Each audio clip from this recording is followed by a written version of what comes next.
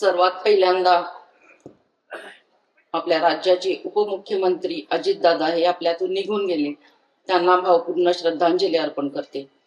होऊ घातलेल्या जिल्हा परिषद आणि पंचायत समिती या निवडणुकीच्या अनुषंगानं इथं उपस्थित असलेले या गावच्या प्रथम नागरिक अर्चनाताई, गडिंग्लजचे लोकनियुक्त नगराध्यक्ष महेश दादा, या गावचे सगळेच प्रतिनिधी आणि सगळ्यांची नावं घेत नाही, पण माझ्या 15 गावातून आलेले विविध प्रतिनिधी आणि उपस्थित असलेले प्रचंड संख्येने समोर असलेले मतदार बंधू आणि भगिनींनो, आज आम्ही तुमच्याकडे आलोय, हे मत मागण्यासाठी आलोय. पण मत मागताना मला काय सांगायचं आहे बघा, आम्ही जेव्हा कडगाव मध्ये आलो त्यावेळी आम्ही आमची पुस्तिका वाटप केलेली आहे. तर या पुस्तिकेत मला 2012 ते 2017 या कालावधीत तुम्ही निवडून दिलं आणि त्या काळात मी जी कामं केली ती तुमच्या समोर ठेवलेली आहेत.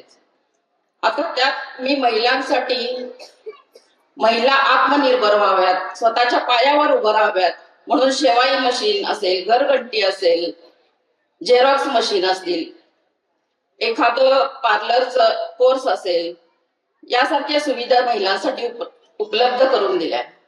त्यामुळंच आज काही महिला आपल्या आपल्या पायावर उभ्या आहेत आणि आपलं कुटुंब चांगल्या पद्धतीनं चालवत आहेत, याचं मला खूप समाधान आहे.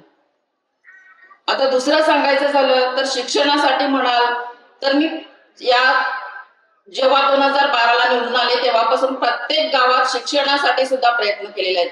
डिजिटल क्लास असतील, टीव्ही असतील, मुलांच्यासाठी क्रीडांगण असेल, तर हे सुद्धा मी प्रत्येक गावात दिलेलं आहे.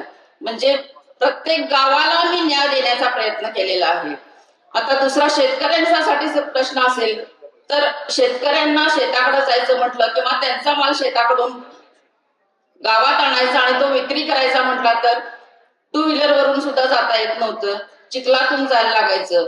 तर त्यासाठी आम्ही मुश्रीफ साहेबांच्या माध्यमातून सुद्धा पाणंद रस्ते केले. त्यामुळे आज 4 व्हीलर सुद्धा शेताकडे जातात आणि आपला माल गावापर्यंत येऊन पोहोचतो आणि तो विक्री करण्यासाठी आपला प्रयत्न आहे. त्याचबरोबर आपल्याकडे जी मंडळं येतात तर त्यांना कधी सुद्धा आम्ही खाली हात पाठवलेलं नाही. एखादी छोटी मुलं किल्ला बांधणारी सुद्धा असतील, 10 रुपयांपासून सुद्धा मागायला येतात, त्यांच्यासाठी सुद्धा आम्ही नेहमीच प्रयत्नशील आहे.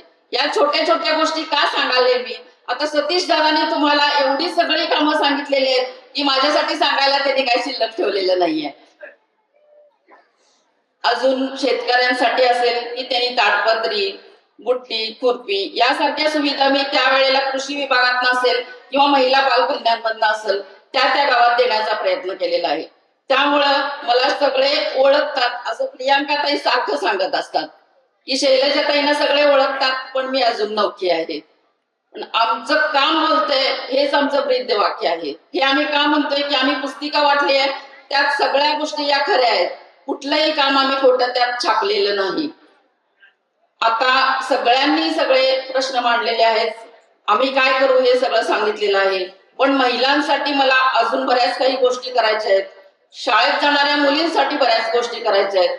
आता मराठी शाळेत असेल, आपली छोटी छोटी जी मुलं शिकत आहेत, आपल्या मराठी शाळा जगल्या पाहिजेत यासाठी मला प्रयत्न करायचे आहेत. AI तंत्रज्ञान आणायला पाहिजे. त्याचबरोबर शहरातली मुलं जे शिक्षण घेतात तशा पद्धतीचं शिक्षण आपल्याकडे कसं येईल आणि आपली खेडेगावातली मुलं त्यांच्याच पद्धतीनं कशी पुढे जातील यासाठी सुद्धा प्रयत्न करायचे आहेत. एवढ्यावरच न थांबता बऱ्याच गोष्टी अजून करायच्या आहेत. आता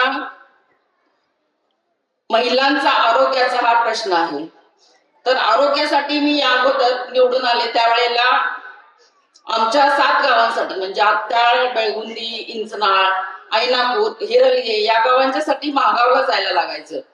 तर एवढं हे अंतर, एखादी डिलिव्हरीची महिला असेल किंवा एखादं कुत्रं चावलं तर त्याच्यासाठी रेबीज इंजेक्शन असेल किंवा एखादं कुत्रं चावलं किंवा इन्सू चावला यासाठी प्रत्येक गोष्टीसाठी एवढी पायपीट करून लोकांना जायला लागू नये याची सुद्धा काळजी मी घेऊन त्यावेळेला प्रश्न मांडला होता की एखादं आरोग्य केंद्र आमच्या विभागात जवळपास कुठं होईल का.